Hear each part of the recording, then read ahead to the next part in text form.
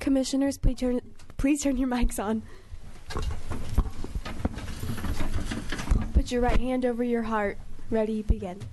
I pledge allegiance to the flag of the United States of America and to the republic for which it stands, one nation, under God, indivisible, with liberty and justice for all. We will now have roll taken by Staff Liaison Francine Spriegel. Please say here or present when I call your name. Commissioner Emanuel. Present. Commissioner Globkey. Present. Commissioner Goodnight. Present. Chair Katz. Present. Commissioner Laufenberg. Present. Commissioner Mattis. Present. Commissioner McEwen. Present. Commissioner Moon.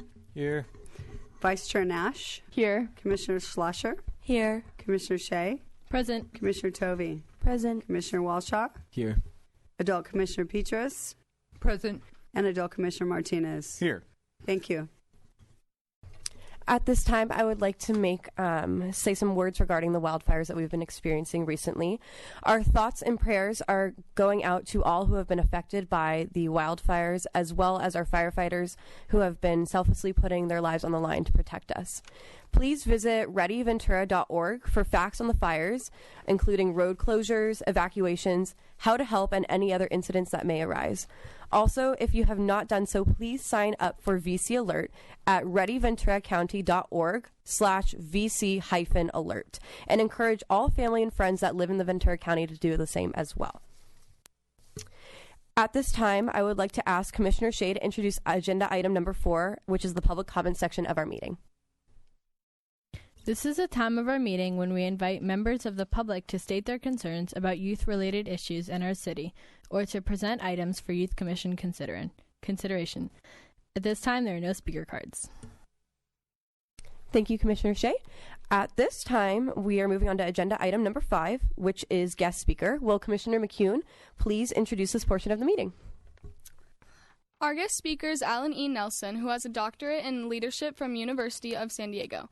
Dr. Nelson has taught at Pepperdine University last year as a visiting professor and now at USC Marshall School of Business and the Naval Postgraduate School. He is the author of 20 books and over 200 articles. Dr. Nelson's work the last decade has focused primarily on identifying 3 to 18-year-olds gifted in leadership and how to train them. He and his wife moved to Thousand Oaks this year, where he's launching a nonprofit program called Lead Young Institute to identify and develop high leadership aptitude students in the Conejo Valley. His talk tonight will briefs us on his research and what his new institute will entail. Please welcome Dr. Alan Nelson. Shaylee, Nicole, Chloe, commissioners, great to be with you tonight. Thank you, Francine, for helping introduce me to this amazing group of people. So I want to give you a fast overview as a new resident of Thousand Oaks, what we've been studying the last 12 years. When I got to my midlife, as some of you eventually will get to, you'll say, what do I want to do the rest of my life? So I already had a doctorate in leadership. I'd been writing books and teaching in universities. And I realized that our best information related to developing leaders was wasted on them when they're already sort of baked. They're already cooked. So I said, what can we do to get leaders while they're moldable, not moldy? So for the last 12 years, I've been focusing on how to take executive leadership and sort of age size it. You know, what did Ronald Reagan look like when he was a 10-year-old or a 12-year-old or when he was a junior in high school? So how can we do that and give people like you a huge head start? So I'm going to give you a fast overview of that, and then hopefully it'll sort of kickstart what we're going to do in the community. So if you look at the animal kingdom, it's very interesting because almost every species has its own way of organizing itself to accomplish things. So obviously if you see a formation of geese, you realize that there are some that had the ability to catalyze that. I grew up in a farm in Iowa, and I can guarantee you that there are certain cows or steers or bulls that sort of lead the rest of the herd down the trail, whether they're going to a new pasture or whether they're picking up some hay for lunch. Even in the insect world, you've got ants, and we know that there are certain ants that catalyze the rest of them to work together, or bees, as Francine's daughter knows, in creating honey. Schools of fish work together. They organize themselves. In fact, it's very interesting that the Native Americans, when they would do buffalo hunts, they would intentionally go after the lead buffalo because they knew that when they got that buffalo out of the way, the rest of the herd would just stand there. And then they could take as many skins and buffaloes as they needed. So I've done some work. I teach at the Naval Postgraduate School. Again, Francine's other child is a Navy SEAL. And I can tell you that our military is highly organized. We organize ourselves to protect ourselves, defend ourselves. But sometimes it's just casual recreation. Even in athletics, there are certain people, certain individuals that organize us to work together. And it's not just adults. You can literally see it on playgrounds. You can see it in youth organizations and athletics and student governments. So that's what we kind of want to focus on. We want to think in terms of what would Ronald Reagan look like as a 10 or 12-year-old? What was he like? What were his attributes or his characteristics? So for the last decade, I've been studying that to see how leaders emerge, what makes them unique, what makes them different, so that we can get to them early and develop them, give them a huge head start. Now, you probably don't know this because I just discovered this 3-4 years ago. But this guy named Dr. Marlin, who was the then equivalent of the Secretary of Education of the United States, he was asked by Congress to do a report on the state of gifted and talented education in the United States. And so in 1972, he presented what's called the Marlin Report. And among the 8 domains of giftedness, one of those he listed was leadership. And since then, not only does the United States Department of Education, but 15 other states, including California, recognizes leadership as a domain of giftedness, meaning that there are certain students who have just the sort of inordinate amount of aptitude to learn how to lead others. Sometimes it's good leading, like y'all. Sometimes it's not good leading. Sometimes these are frequent flyers to the principal's office, right? Or gang leaders. Some of them are just sort of budding CEOs that went to the dark side. Darth Vader got to them early. So what we're saying is, how do we identify them really, really young, and how do we turn them on to the light side? An interesting report was made and published in Harvard Business Review blog that said out of 17,000 managers, when asked, when was your first formal leadership training? The average age was 42. 42. That's long past the time when we're pliable in our cognitions and certainly in our character. So if we're going to get to leaders to help them be effective and ethical, we have to get to them very, very young. And so I'm kind of a pioneer in this field, and as we've moved into the Conejo Valley, my goal is to not just create the curriculum that we present and teach people to use around the world, but we want to actually create an institute that would be a community-based approach to identify the maybe 1,000-plus students between the ages of 10 and 18 who have an inordinate ability and skill to lead their peers. So whenever you talk about leadership, you have to define leadership. Of the 700 books I had in my library before I donated them to an institution, I reviewed them all, and less than 5% actually define the term they talk about. So we're going to define leadership because, especially in the area of youth leadership, people mean a lot of different things. So by leadership, we mean the process of helping people accomplish together what they would not or could not as individuals. Leaders are people who catalyze leadership, who get leadership going, and the way they do it is by leading. So you see, whenever you talk to leadership with a group of people, you have to define it because there are so many different meanings. Now, when you define leadership this way, as we typically use in the context of people in MBA programs or executives, we realize that there are 2 sort of categories of qualities of leaders. One is what we would call type 2. One was what we would call type 1. Type 2 is a quality of leaders that when we look at them, we look at this list, we say, this makes a really good leader. And we'll give you some examples of those in a moment. The other category is what is unique to leaders, meaning leaders have these and others don't have them. So type 2 qualities are things like 21st century skills. You may or may not have heard this in school, but I guarantee your educators have heard about it because everyone's talking about these. We want our students to be critical thinkers and decisive. They need to be collaborative. They need to be relational. They need to be creative and curious, and they need to be able to communicate well. We want them to be confident and have self-esteem that's high. We want them to be humble and open-minded. We want them to be moral and ethical, positive and hopeful, charismatic and likable, smart and intelligent, flexible and adaptable. I think we'd all agree that wouldn't it be nice if we had leaders in our country, in our community, who reflected this? But think about it. This is the same list of qualities we would also like in our team members. People who aren't necessarily leading, but they're a part of our team. So these qualities are good for leaders to have, but they don't distinguish what leaders do differently than non-leaders. So the question begs to be asked, are leaders made or born? In fact, if you look at the Google results, you'll find that there are over 1 million results of people talking about this topic. Very interesting. Well, here's what we've learned the last 10 years, thanks to scientific breakthroughs and genetic research. In the old days, we used to think, oh, everyone can be a leader, because leaders are made, they're not born. We're actually discovering that leaders are made and they're born.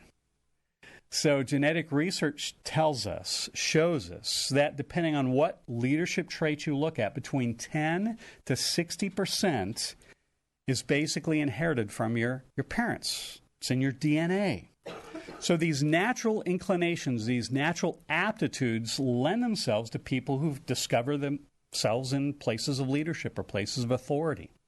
And so depending, again, on the trait, anywhere from 10 to 60%. A lot of this is based on the twin studies, the Minnesota Twins, not to be confused with the baseball team. But there's a huge database that was begun in Minnesota looking at the difference between identical twins who share similar DNA and fraternal twins that only have about 50% shared DNA. And then they do these long-term studies, these longitudinal studies to determine what sort of influence did their genes have and what sort of influence did their environment have. And again, this is scientifically based. So we know that there are other things. If you're a natural athlete, a lot of times you get pushed into a certain sport and then you get recruited by the top teams, you get the best coaching, and you get the best challenges and opportunities to compete. But in other areas, the same thing is true. Some families influence you. Some of you were born into families that had parents who were maybe CEOs or strong leaders, and they nurtured that in you. Others did not. Some of you maybe had siblings who were very strong leaders. Some did not. Some of you have perhaps had some cultural differences. As we've traveled around the world, been in many different countries studying this and looking at this, we've found that certain ethnicities and certain cultures downplay this ability in youth, and sort of the youth then have to go into a cave or wear a mask and pretend they're not leaders until they become an adult. In other communities and other environments, probably much of like Conejo Valley, a lot of leaders are given the opportunity to lead as young people. So again, culture, family, a lot of these influences influence what this genetic ability has. So how do we recognize leaders when they're really, really young? That's what I want to sort of leave you on, and then we'll wrap it up. So we're going to look at these type 1 qualities. These are the unique qualities that leaders tend to have that non-leaders do not. There are 4 main ones, and I sort of gave them the alliteration of they start with the letter P. So first is persuasive. If you're a leader, you have to be persuasive. Why? Because leaders are always selling their ideas to people. They're getting people to follow them. They're getting people to maybe play a game on the playground as a third grader, or it's to get them to buy into some new idea when you're on a youth commission for the city of Thousand Oaks, whatever it may be. If you're not persuasive, you're not going to be an effective leader. You may be brilliant, you may have a high IQ, you may be good-looking, charismatic, but if you're not persuasive, you probably won't be an effective leader, because leaders are constantly getting people to follow them, and they're the people that not necessarily talk the most, but they get listened to the most. There's a difference. You may be a quiet leader, but when you speak, heads turn. because they listen for your input. And also we've noticed that students are pretty good at negotiating. So we're not talking about the kid having a hissy fit in aisle 2 at Walmart. We're talking about this 10-year-old who can talk their parent into letting them stay up till 11 o'clock because TiVo's broken and they want to watch the rest of their Disney movie. And the mother closes the door and say, how did they do that? Right? They negotiate themselves into deals. They're good at that.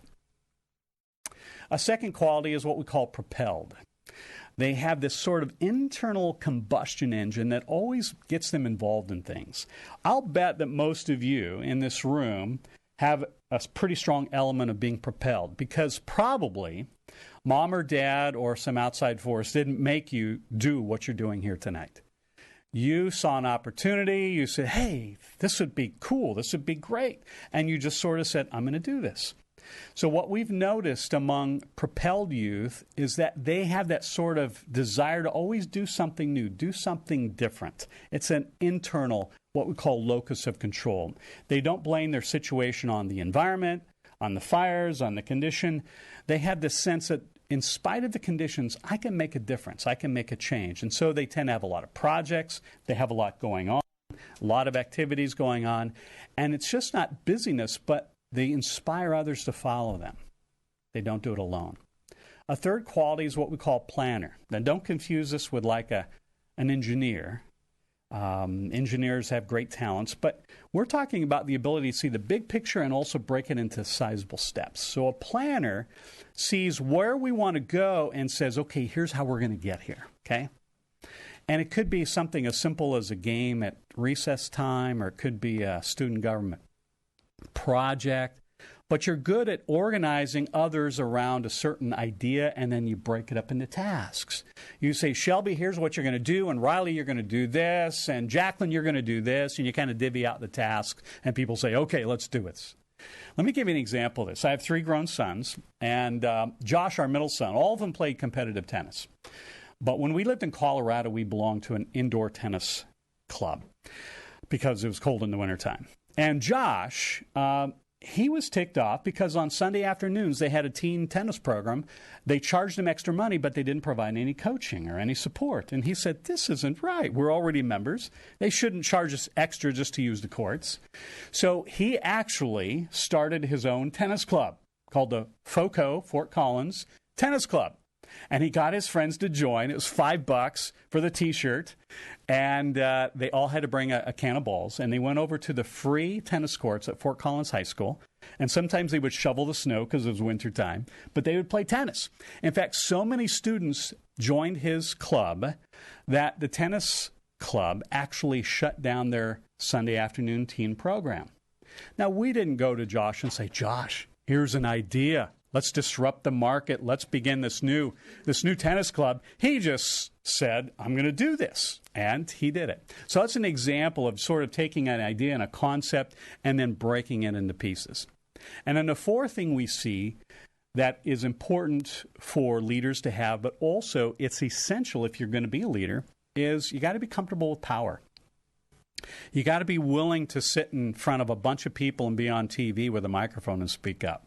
You have to be willing to sort of step up for an injustice or maybe take a risk. Sometimes these students end up going to the principal's office a lot during the week because they act out in class, and a lot of times teachers don't understand how leaders function, and so they think they're rebellious, when really they're just sort of flapping their early CEO wings. They're learning how to fly as a leader.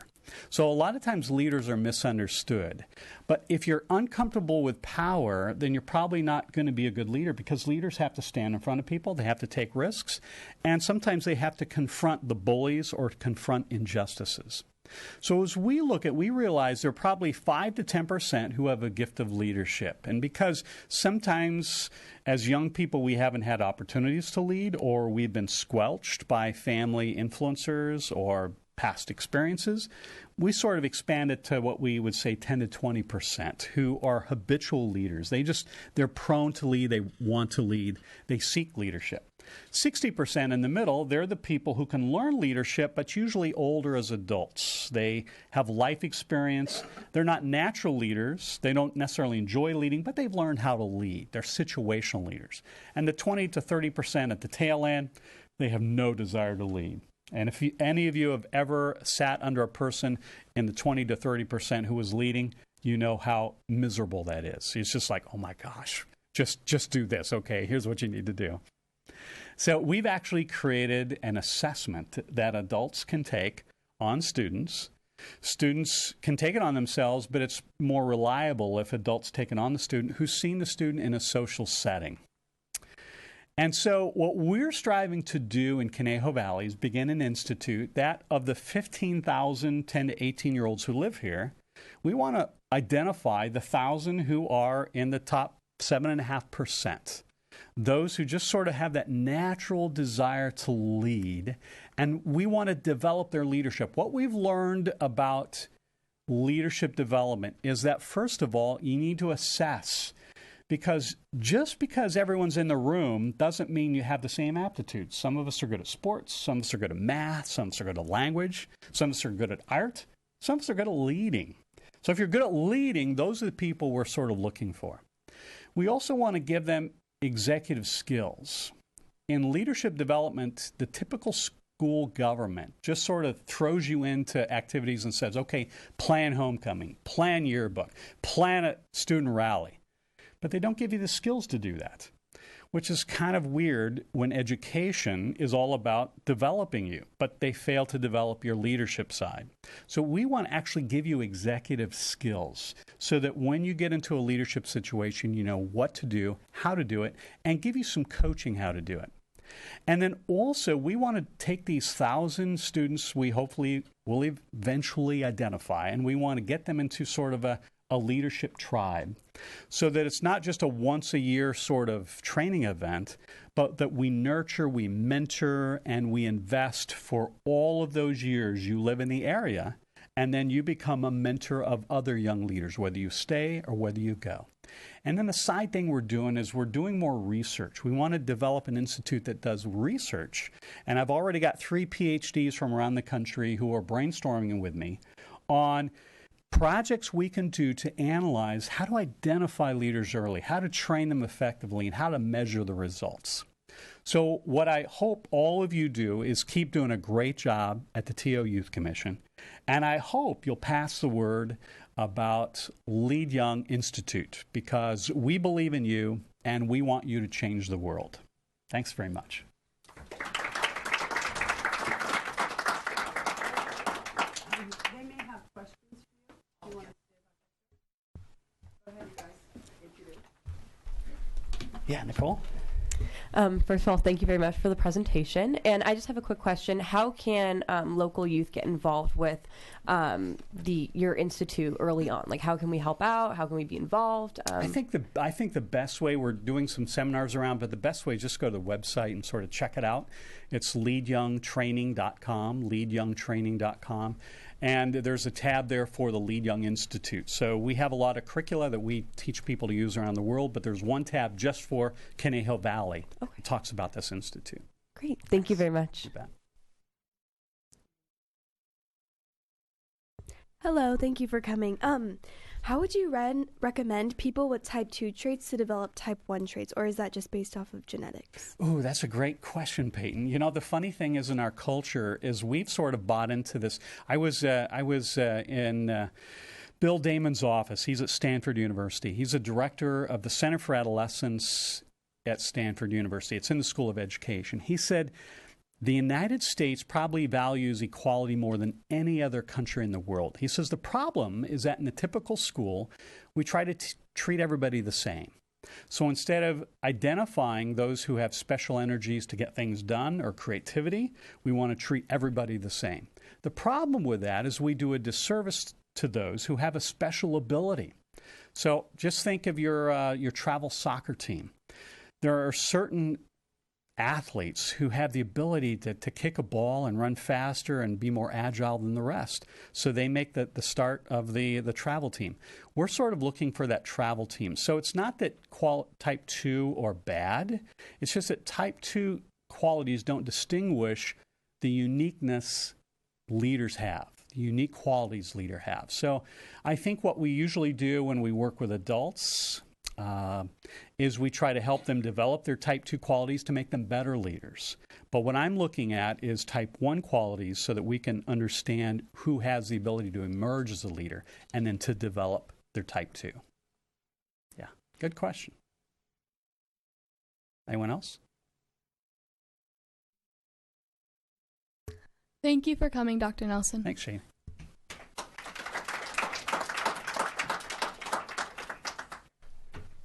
All right, moving on to agenda item number 6 is our project reports. The Youth Commission undertakes a number of projects during the year. I will introduce the following commissioners who oversee the coordination of these projects, and I will ask them to present summaries and please provide any updates. Our first agenda item, our item number 6A is City Internship Program, and would Commissioner Laufenberg please give the report?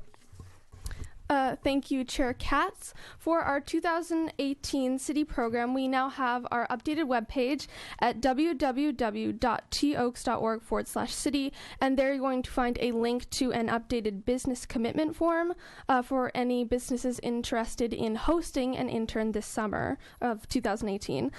Business applications should be turned in by February 15th. Again, the program will consist of an internship at which a business can host one or more interns, and also a career skills class for the interns to participate in, which will occur on the Fridays during at California Lutheran University from June 22nd to July 27th. In addition, student applications will be opening following the internship fair on March 12th. We would like to thank all businesses for their continued support. Thank you, commissioners. Oh, yes. I just have a quick question. What age does that cover? That is for juniors going into their senior year, so juniors this year who are becoming seniors next year. Okay, thank you. Thank you, commissioners, for the update. Moving on, we have agenda item number 6B, which is the high school hangout, and I will be giving that report. I'm happy to say we had our first high school hangout of this new year.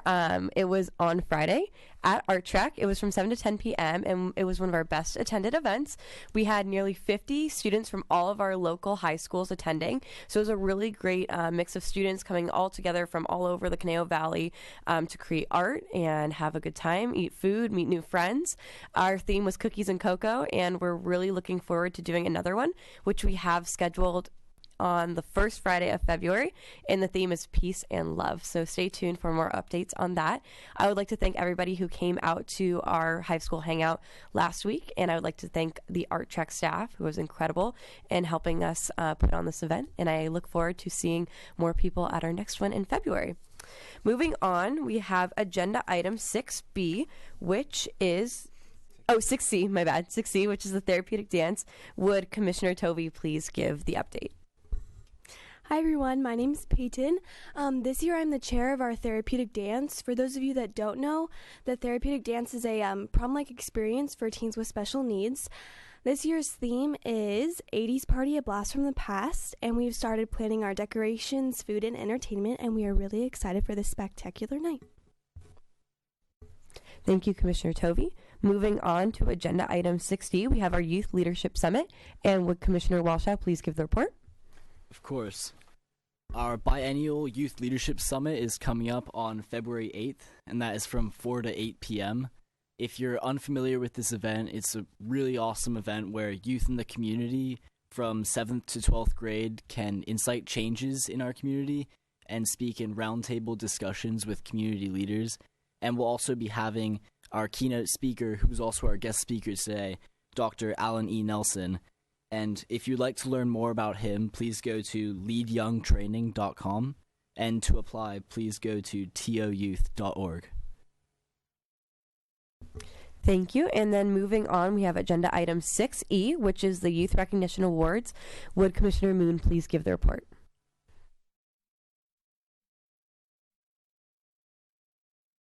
Would Commissioner Schlosser please give the report? Thank you.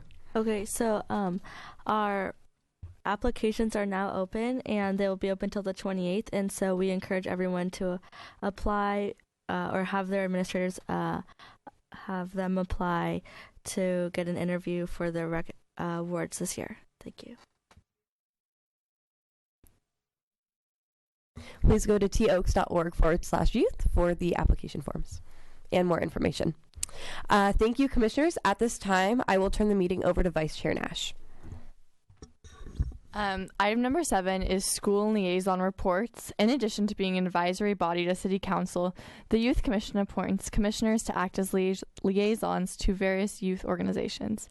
Now it is time for item 7A, the ASG-ASB portion of our meeting.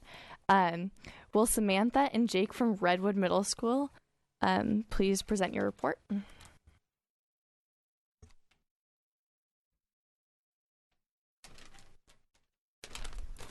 Hi, I'm Jake, and this is Samantha, and we're representing Redwood Middle School. Recently, we had our Barnes & Noble Book Fair from November 19th to December 3rd. December 8th is 7th grade Civics Arts Plaza field trip. A Christmas Carol is being presented. December 7th is the Spelling Bee, and December 12th is the PTSA Sharky's Food Night.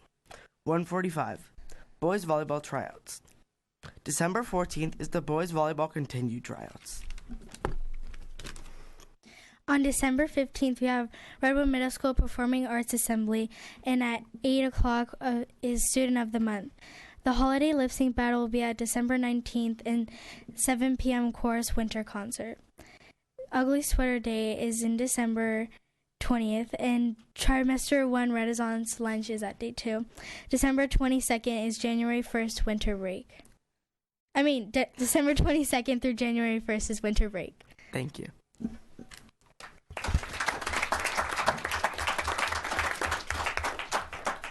Thank you so much. Next we have Maddie Yanali from Kalina Middle School.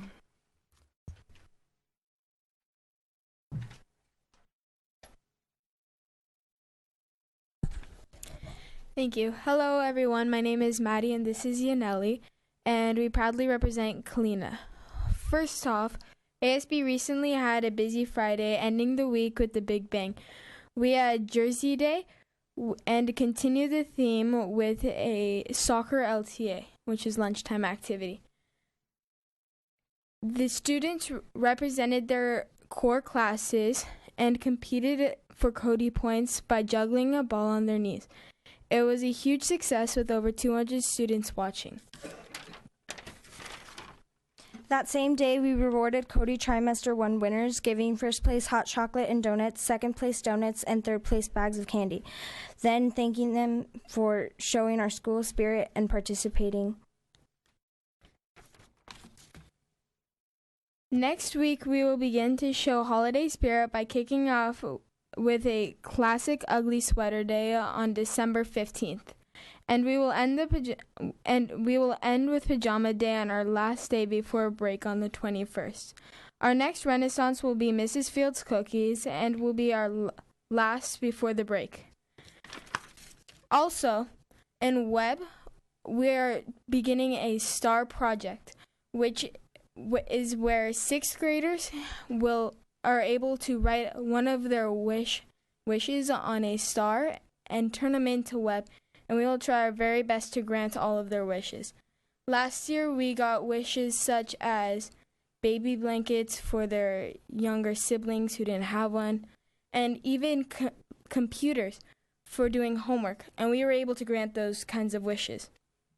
And due to the bad air quality, we had, due to the fire, we had movies in the auditorium for kids so that they didn't have to be outside, games in the gym, and teachers' rooms open so that people could come in. We also have a geography bee coming up. We have also open discussion in our class about what we can do to help those affected and injured by the fire or the weather. Thank you very much. Thank you.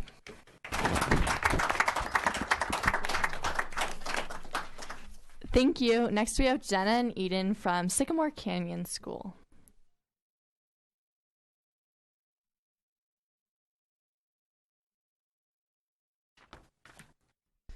Good evening. My name is Jenna Nauman, and I am an 8th grader at Sycamore Canyon. My name is Eden Stepler, and I'm also an 8th grader at Sycamore Canyon. This month, at our school, there are several exciting things happening. As a continuation of what we have done all year long, we are having music at lunch every Wednesday and Friday. The theme music days planned this month are Music Show TV theme songs, and One Direction Day. Along with music at lunch, we have LTAs, also known as lunchtime activities, and the upcoming LTA is Holiday Pictionary on the 15th. In the way of fundraisers, we have the hot chocolate and cookie fundraiser after school on the 12th, and we will be selling holidaygrams at lunch from the 14th through the 19th. They will be delivered to the students on the 21st. Also coming up on the 21st is the Step It Up fundraiser prize day. It was rescheduled from November 22nd due to the winds. Students will be able to get out of class for 2 hours and have fun on inflatables and all sorts of other games, along with enjoying some Kona ice. During the 11th through the 18th, homeroom classes will be able to partake in a student-led competition to create a book cover that is holiday-themed and also incorporates a subject the teachers teach. This will be judged by 5th graders, and the winners will be earning a prize. Every year in our yearbook, we have the 8th grade Hall of Fame, where 8th graders can be nominated and voted into the Hall of Fame by their peers for silly categories such as most likely to be in a toothpaste commercial. This year, we held a booth for suggestions for possible categories last Monday, and coming up in the week of the 18th, 8th graders will do their voting. Among other several strategies for advertising our events, we create VMAs, also known as video morning announcements. This way, students are able to tune in to the morning announcements that are comical but still get the point across. We do 1 to 2 of these every month. During December, we have planned to do 1 VMA on the 11th. In the way of spirit this month, we have a Spirit Day planned on every Friday, and in the week before winter break, we are having Winter Spirit Week. To kick this exciting week off, there is Hat Day, followed by Pajama Day, Wednesday is Whiteout Day, Thursday is Ugly Holiday Sweater Day, and all the theme days during Winter Spirit Week count towards Pack Points. Pack Points are cumulative points students earn over the course of the year to hopefully win a prize at the end of the school year. Thank you. Have a great evening.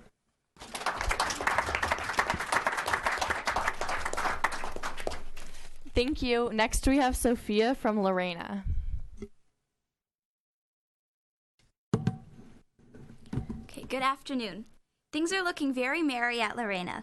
Last weekend, we had our community Christmas event, including face painting, a hot cocoa bar, Christmas tree lighting, blessing of the Nativity, and appearance by Santa himself.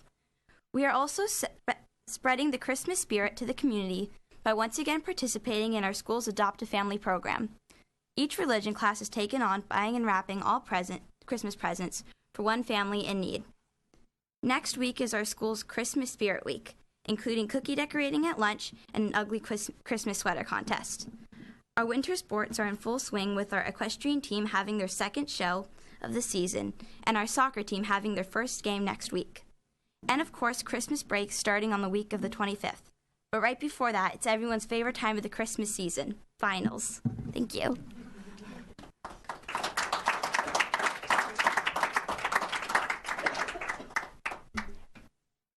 Thank you. Next, we have Jake Clark from Thousand Oaks High School.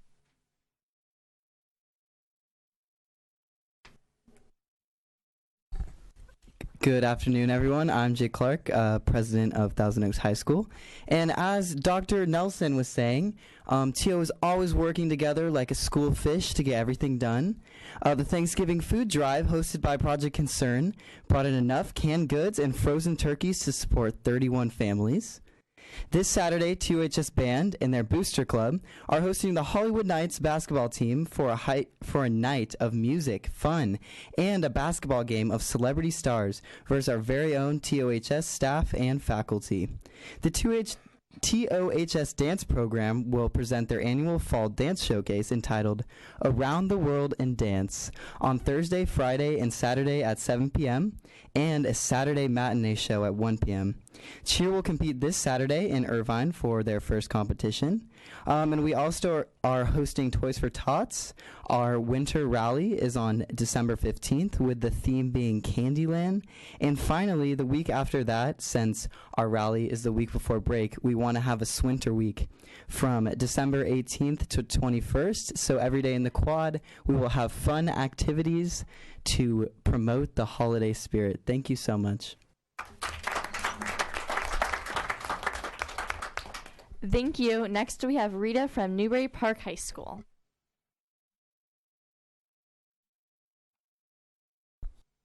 Hi, my name is Rida Ismail, and I'm a junior at Newbury Park High School.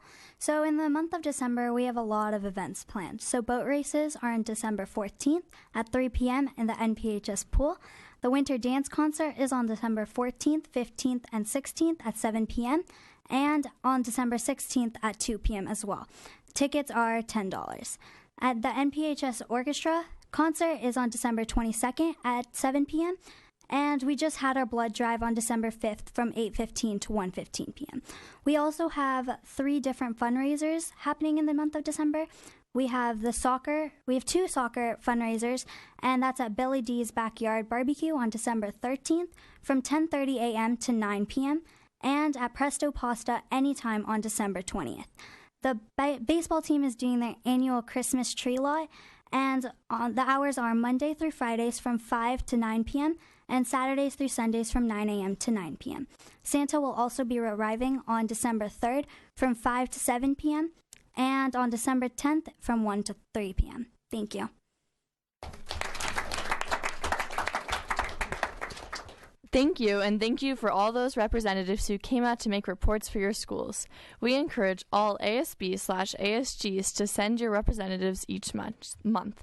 Thank you, commissioners. Next, we have item 7B, which is the Teen Center Advisory Council. Will Teen Center Liaison, Commissioner Goodnight, please introduce this portion of the meeting? Thank you, Commissioner Nash. Winter is coming at the fabulous Teen Center. This past Saturday, we held our annual high school Battle of the Bands. 5 awesome bands competed, and Pushing Veronica took the top prize of a $500 gift card to instrumental music and a year's worth of bragging rights. Opening the show is the youngest contestant ever to appear on The Voice, Trinity Rose. We have 2 great events for the 7th and 8th graders coming up in December. The first is this Saturday, December 9th from 7 to 10 p.m. It is our holiday dance, and features will include a guest DJ, an ugly sweater contest, free pizza and soda for everyone, free hot chocolate and candy canes, giveaways, and an airbrush tattoo artist on site selling beanies and other goodies. 2017 can't end on a high note without our second big event, our annual New Year's Eve celebration. This event will take place from 8 p.m. to 12:15 a.m. and feature the amazing DJ Slick, a light and laser show, a midnight countdown with party favors for everyone, a huge balloon drop, confetti, free pizza, and an open soda bar, massive giveaways, and tons more. Admission for either event is $10. Quickly recapping some recent programs, we had a record number of teams participating in our leagues this past season. Our middle school girls volleyball league ended up with Sycamore Canyon winning 7th grade and Kalina taking the championship for 8th grade. Our middle school boys basketball team also wrapped up with Kalina winning both 7th and 8th grade leagues. And finally, Los Cerritos Blue won the championship in our boys friendly soccer tournament. On November 18th, we had our first ever skate demo day in our backyard. For those of you who don't know, we installed a half pipe on the lawn earlier this year. And this event was, for the first time, we invited professional riders to come and show off. We had a barbecue, a rapper, lots of giveaways, and everyone had a blast. For more information about the fabulous Thousand Oaks Teen Center, go to www.thousandoaksteencenter.com. Call us at 805-494-5156 or visit our Facebook page, Facebook.com/Thousand Oaks Teen Center. Thank you.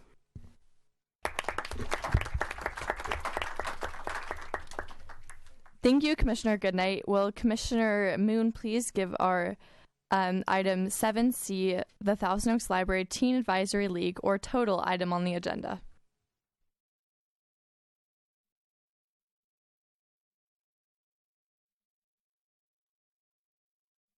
There is no report for the Thousand Oaks Library Teen Center Advisory League or total item today, so we will give the meeting back to Chair Katz. Thank you, Vice Chair Nash. As we come to the close of our meeting, I would like Commissioner Laufenberg to introduce item number 8, Commissioner Comments. Thank you again, Chair Katz.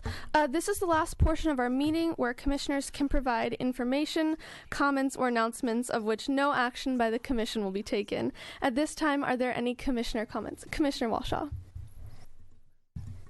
Just another reminder, if you're interested in applying to the Thousand Oaks Youth Summit, please go to toaks.org/youth to apply. Thank you, Commissioner Walshaw. Commissioner Martinez. Yes, thank you. I just want to remind our commissioners not to forget that our January meeting will be taking place on the second Wednesday of the month on January the 10th. Second Wednesday, January the 10th. Don't forget. Thank you. Commissioner Peaches. Thank you.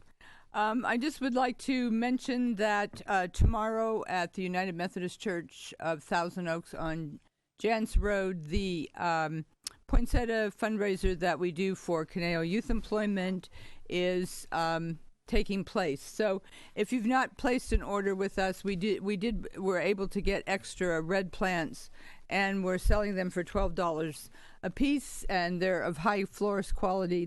Were picked out of the nursery today, and I'll get them at 7:30 tomorrow morning. So we'll be there from 7:30 until 5 o'clock tomorrow. And this does support, helping the youth in our community find jobs, and we do assessment testing, and it's all for free. Thank you, Chair Katz. Really quick, I just want to say again, please visit readyventuracounty.org for facts on the fires, including road closures, evacuations, how to help, and any other incidents that may arise. And also, if you have not signed up for VC Alert, please do so by going to readyventuracounty.org/VC-alert and encourage all family and friends who live in the Ventura County to do so as well. And I hope that everybody please stay safe and listen to all official orders from firefighters, policemen, city officials, and stay safe during this time. Thank you. And Commissioner Matus. Just an announcement, if anybody needs any service hours, please call us at 805-381-7362. Thank you. And again, Adult Commissioner Martinez. I just want to make the public know that the Youth Outreach Program, which I'm a worker of, is currently conducting a Bikes for Needy Teens program. We started this in May of this year. Up to now, we've been able to give out 60 bikes to teens who really need them. The need for them came up from working with these teens these past few years and understanding that there are teens in our community who struggle on a day-to-day basis of just getting transportation to school, back and from, because they lack the resources as far as not having a bike, or their parents have no resources of having a vehicle or having a vehicle repaired. So it is a reality, and I'm very happy that when the first article first came out in the Acorn, our response was immediate. It was very encouraging to see the public react to that article in a very heartwarming way, and it's very inspirational. We've had donations from Amgen, from the Caneo Youth Foundation, and from private donors who've given up their time and resources to make sure the bikes went to these kids who really need them. And especially this time of year, if anyone wants to donate a bike, they can do that, and call me at the Thousand Oaks Teen Center. The number there is 805-494-5156. That's 494-5156. My email address is my first name, Pete, lowercase letters. That's PETE at crpd.org. So if you have a bike in your garage, and even if it needs a little bit fixing, we'll take it, because Michael Bicycles is kind enough to repair all our bikes for us. But we encourage that if you do have a good working bike, even better. So either way, that would be good for those teens out there. They would appreciate it, and it connects everybody together, the teens with the community, and vice versa. And it's just a really good feeling to see the faces on the teens when they do get the bike. Words cannot describe it. Thank you. And with that, I believe that is all our commissioner comments. Thank you. Thank you, Commissioner Laufenberg. Before I adjourn the meeting, I have a few reminders. If you would like any additional information about the Youth Commission or have questions about the agenda items discussed, please call 805-381-7362 or email youthcommission@toaks.org or like Thousand Oaks Youth Commission on Facebook, and please follow us on Twitter and Instagram. There being no further business to come before the Commission, the Youth Commission meeting is adjourned to our next regular meeting.